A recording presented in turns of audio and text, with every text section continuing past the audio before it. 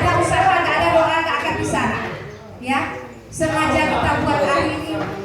Padahal saya sangat berterima kasih seluruh wali murid hadir di sini.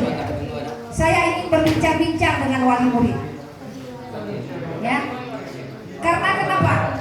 Dari sekolah itu tidak mungkin hanya sekolah yang berhasrat. Orang tua juga harus punya hasrat. Bukan hanya orang yang di sekolah yang memotivasi, tapi di rumah itu lebih utama.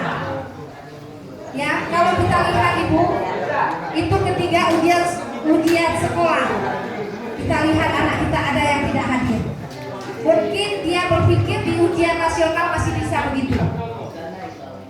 Kita perlu dakdikduk jatuh kita rasanya menghadapi ujian nasional anak-anak. Tapi kalau kita lihat anak-anak kita santai, seperti tidak